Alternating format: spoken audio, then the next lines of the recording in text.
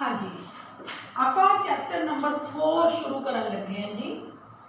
ठीक है जी, स्टैटिस्टिक वाली बुक का ऑर्गेनाइजेशन ऑफ डाटा। ठीक है, चैप्टर का नाम की है ऑर्गेनाइजेशन ऑफ डाटा। ऑर्गेनाइज होंदा है जिवें देखो आप कमरे च मान लो बुक्स खिंडियां पईयां हैगियां, उत्थे आपां ने उन्हां नूं वैल प्लान तरीके नाल रखता, बुक्स नूं स्टैंड च लगाता, होर कोई चीज़ उसकी जगह ते रखती, मतलब आप बुक नूं ऑर्गेनाइज कर लिया है ना। इस तरह बेटा आप जो पिछला चैप्टर कराया वो आप डाटा कलैक्ट कराया, डाटे की कलैक्शन की। जो आप डाटे को कलैक्ट कर लिया, हूँ वो कलैक्ट करे हुए डाटे का की फायदा जो तक अपन ऑर्गेनाइज नहीं करते। एक इकोनॉमिस्ट ने कहा बेटा जिवें इट्टां दा ढेर मकान नहीं बन सकता, उस तरह कलैक्ट कराया हुआ डाटा कदे भी किसी रिजल्ट नूं डिवेलप नहीं कर सकता। ठीक है, उसका कोई फायदा नहीं है। इट्टां ढेर लग्या हुआ की फायदा, ना सानू नींह तो बचा सकता है, ना सानू धुप तो बचा सकता, ताकि उन्होंने ऑर्गेनाइज करके एक कमरे च एक मकान च कन्वर्ट नहीं कराया जाता। इसी तरह पिछले चैप्टर नाल रिलेटेड चैप्टर है, आप जो डाटा को कलैक्ट कर लिया, चाहे आप प्राइमरी मैथड नाल कर लिया, चाहे आप सैकेंडरी मैथड दे नाल कर लिया, किसी भी मैथड दे नाल अगर आप डाटे को कलैक्ट कर लिया तो उन्होंने कलैक्ट करे हुए डाटे को बेटा आप ऑर्गेनाइज करना है।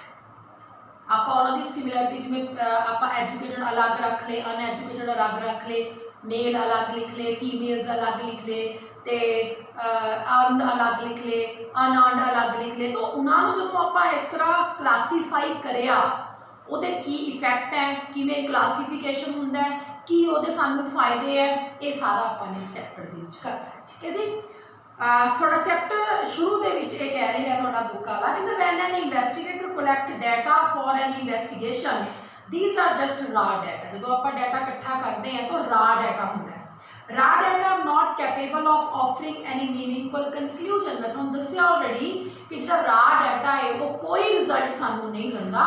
This is just like a lump of clay without any specific shape और आइडेंटिटी। ये जो रा डाटा है एक मिट्टी के ढेर वांग है जिहदी ना तो कोई आइडेंटिटी है ना ही कोई शेप है। Data are to be organized before these are presented for final observations or conclusions।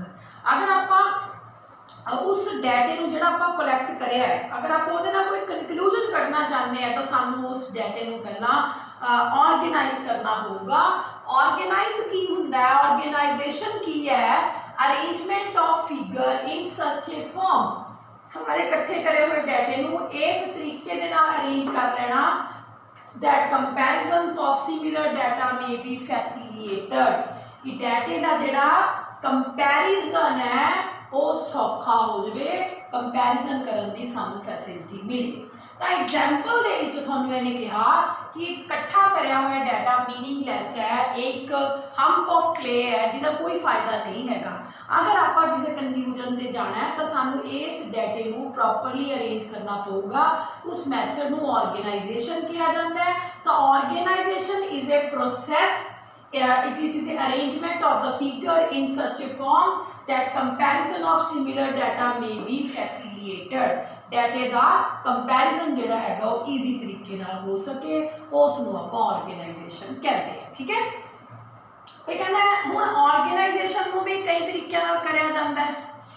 ये लिखता है कि important method of organization of data is to distribute these into different classes on the basis of their characteristics. आप डाटे को अलग अलग classes दे विच वंड लेने, जिवें तुहानू स्टार्टिंग च कहा सी एजुकेटेड अलग रख ले, अनएजुकेटेड अलग रख ले, लिटरेट अलग रख ले, इलिटरेट अलग रख ले।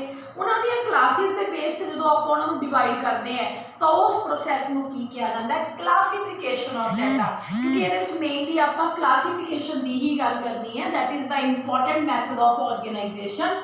सो कहना कि data when divide in different classes called classification of data. मतलब इत्थे तक थोड़ा सारा इंट्रोडक्शन हो गया कि अगर आप डाटे का अरेंजमेंट इस तरह करिए कि आप उन्होंने कंपैरिजन च लै सकीए, वो तो ऑर्गेनाइजेशन है।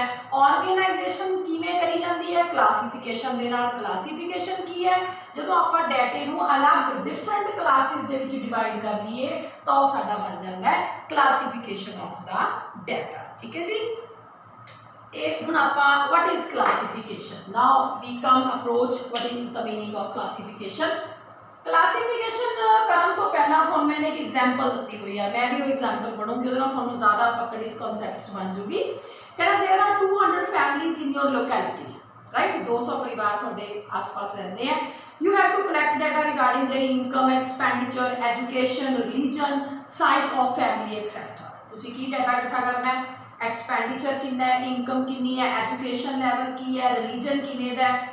But this data will be a little use unless you know how many families are educated, how many are uneducated, how many are the income exceeding 5,000, how many are the income 500 and less per month.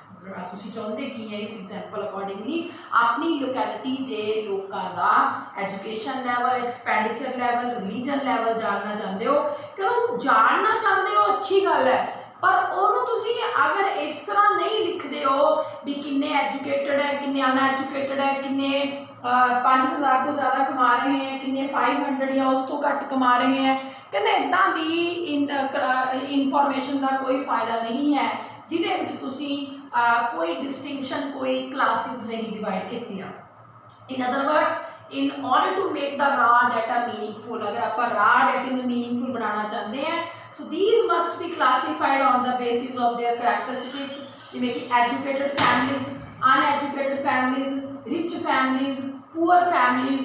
आप जब दोस्तों division करता तो वो साडा बन गया classification. आप डिवीजन किस बेसिस से करिया है? हाँ चलो आगे देखो, क्या ना आप की करते हैं जब आप क्लासिफिकेशन करते हैं, आप सारे डाटे को अलग अलग क्लासेस दे विच रख लेते हैं। तो क्लासिफिकेशन की बन गया कि it is a process in which we divide data into different groups and different classes. आप की करते हैं डाटे को अलग अलग ग्रुप्स ते अलग अलग क्लासेस दे विच डिवाइड कर देते हैं। थोड़ी बुक वाला भी यही डेफिनेशन ले रहे हैं। Classification is a process of arranging things in group और classes according to their resemblance. Resemblance मतलब जो सेम से लगे अपन एक क्लास च पा ले, ठीक है। इसका मतलब है कि दो तरीके के आप क्लासिफिकेशन करते हैं।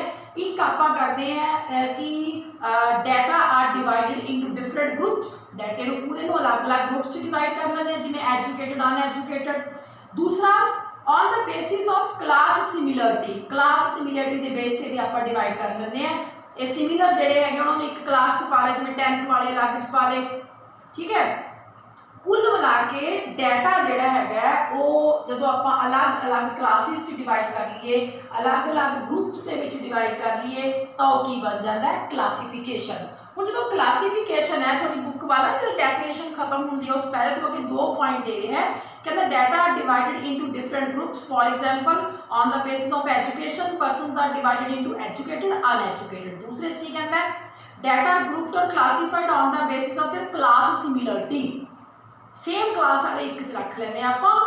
All similar units are put into one class and as similarity change class also changes, ठीक है। जो मतलब एक सिमिलरिटी वाले आप एक च रख लिया, जो थोड़े अलग है अलग रख ले। जो आप इस तरह का कोई भी डिवीजन बस करते हैं उन्होंने आप क्लासिफिकेशन कहते हैं।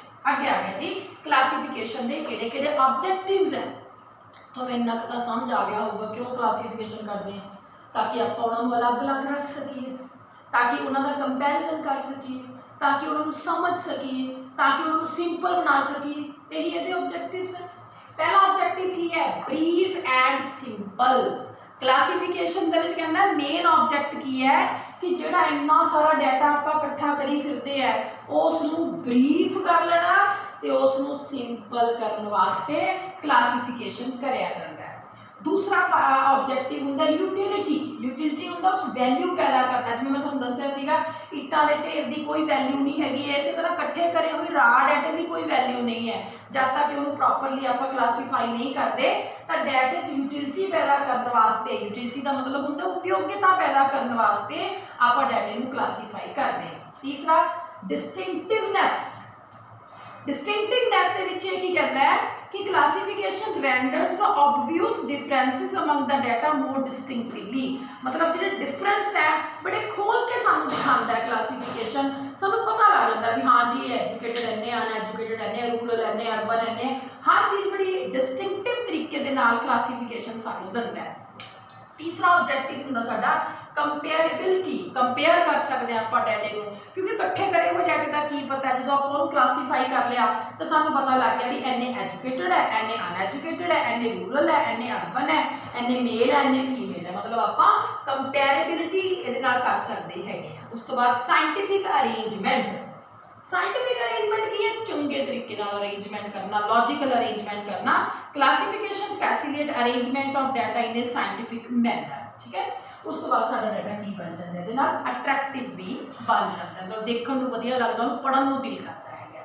तो किहड़े-किहड़े ऑब्जेक्टिव्स हो गए, brief and simple, utility, distinctiveness, comparability, scientific arrangement and attractive. आगे आओ जी करैक्टरिस्टिक्स की है इहदियां, what are the characteristics of good classification, किहड़े नूं आपां अच्छा क्लासिफिकेशन कहांगे। पहला है कॉम्प्रहेंसिवनेस, कॉम्प्रहेंसिवनेस होंदी जिस हर चीज ऐड करी जाए, हर चीज आपां इहदे लैके चलीए। Classification of raw data should be so comprehensive that each and every item of the data gets into some group or class, her item जो आप ऐड करिए उसको कॉम्प्रहेंसिव कहा जाता है। और एक गुड क्लासिफिकेशन जिहड़ा है वो कॉम्प्रहेंसिव होना जरूरी है, जिहदे विच each and every item has to be included. दूसरा बेटा बड़ा सिंपल है, क्लैरिटी होनी चाहिए, very simple to explain, it should be clear, it should be neat and properly well managed. तीसरा होमोजेनिटी, होमोजेनिटी होंदी एक रूपता, सारा कुछ एक तरीके नाल होवे, सारियां क्लासेस सारे ग्रुप्स एक सिमिलर तरीके नाल डिवाइड किए जाए।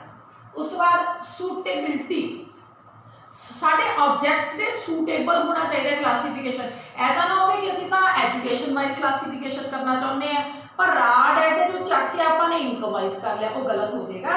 ये कहना कि the composition of the classes must suit the objective of inquiry. For example in order to determine the income and expenditure of the students in a class, their classification on the basis of weight and maternal status. आप जानना की चाहते हैं उन्होंने income classification किमें कर लिया, उन्होंने वजन के अनुसार, वजन का इनकम नाल की रिलेशन है।